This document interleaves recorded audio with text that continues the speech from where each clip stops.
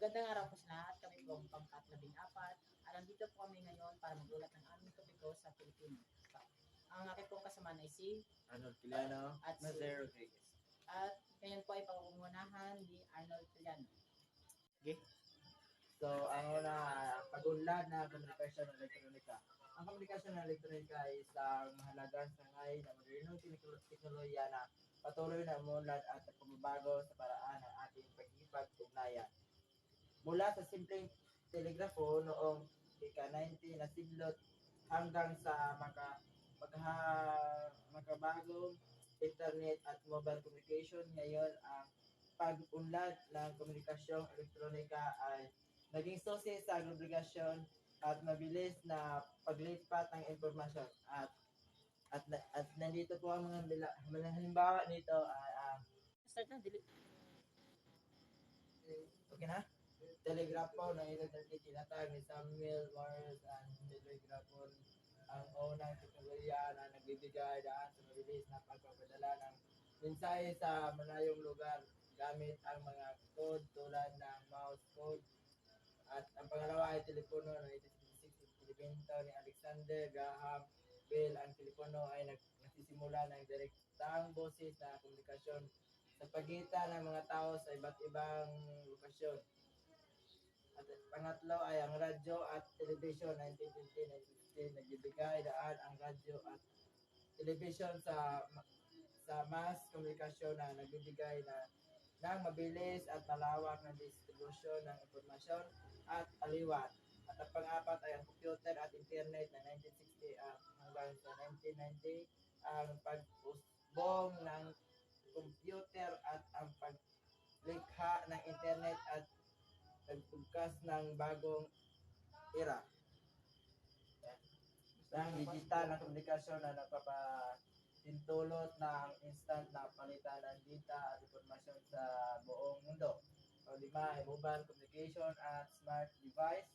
Ang 2000 ang paglawak ng mobile phones at smart device ay nagbibigay daan sa palagiang konektiyan, social media at real-time na komunikasyon.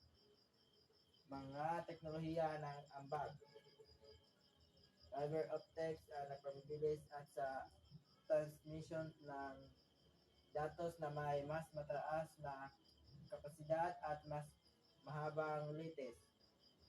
Wireless technologies, Wi-Fi, Bluetooth na nagbigay ng flexibility at mobility sa mga paggagamit ng electronic komunikasyon. At yun lang po. So ako na po ang sunod na magulat. Ang aking ulat po ay ang gamit ng elektronikong komunikasyon. Ang elektronikong komunikasyon ay may malawak na aplikasyon sa iba't ibang aspeto ng buhay, mula sa personal na ugnayan hanggang sa malawak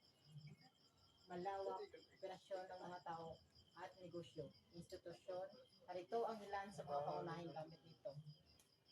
Personal na komunikasyon, social media. Platforms tulad ng Facebook, Twitter at Instagram ay nagbibigay daan sa mga tao na makipag-ugnayan at magpalitan ng impormasyon. So, social media is ginagamit para makipag-hatag o news, live pictures or stories. Pag maghatag ng information sa imong kakilala o layo, bisag layo siya. Messaging apps. Apps gaya ng WhatsApp, Viber at Messenger ay nagpapabilis ng text, voice at video communication. So, sa messaging apps naman is more on texting siya and pwede siya magagamit ng video call. Okay. Negosyo at komersyo. Email at video conferencing.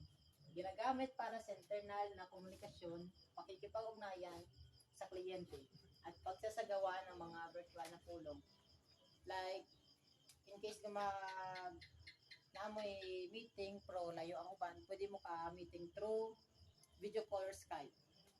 Edukasyon, online learning platforms, mga website at apps tulad ng Moodle, Coursera at Khan Academy ay nagbibigay ng access sa mga kurso at materyales pang edukasyon.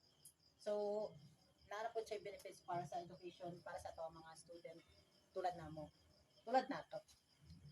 At panghuli ay pamahalaan at serbisyo publiko. E-government services. Online portals na nagbibigay ng access sa mga serbisyong pampubliko tulad ng pagkuha ng lisensya at pagbabayad ng buwis at pag-access sa mga informasyon. So, pwede po siya magamit sa internet as email government services. Pang-online siya at pwede siya sa service pang-publiko. Makakuha kang lisensya, pwede kang magbayad sa imong mga tax, pag-access sa mga information na na modern at pag-ugod ng luwas. Para na. Diba? Siguro na nga ang mga website, ang mga online na pahina o collection na impormasyon na naaaring ma-access gamit ang internet, karaniwang binubuo ito ng iba't ibang uri ng content tulad ng teksto, larawan, video at mga interaction na elemento. Uri ng mga website, informal website, nagbibigay ng impormasyon tungkol sa isang paksa o organisasyon o produkto. Halimbawa sa informal websites ay Wikipedia, mga blog, at news sites tulad ng Rappler at iba pa. E-commerce website, ginagamit para sa pagbili at pagbebenta ng mga produkto o serbisyo. So example is Lazada, Shopee, Amazon, Timo, o TikTok Shop. Muna siyang e-commerce website para sa pag online selling.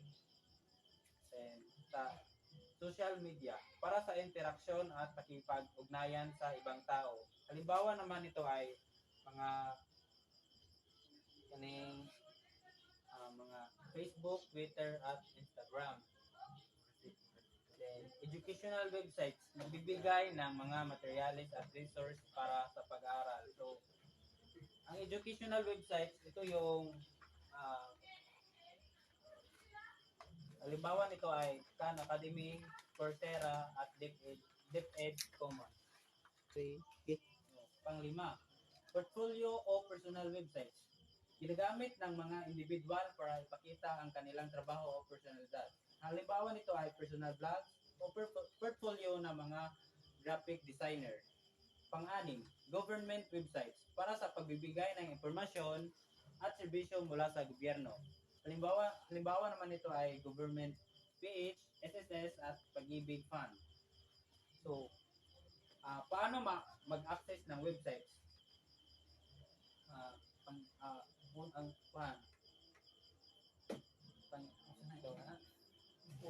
Una,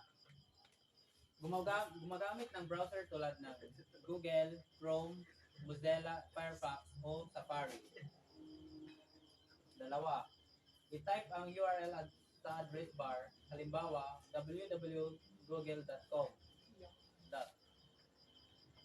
Pangtatlo, pindutin ang enter para ma-load ang website. Mga bahagi ng website, homepage, unang pahina na makikita ng mga user. Navigation bar, para sa pag-navigate sa iba't ibang bahagi ng site. Content area, ang pangunahing impormasyon ng website. Footer, bahagi sa ibaba na naglalaman ng mga impormasyon. Yun lang po. Yan na po ang aming ulat kung merong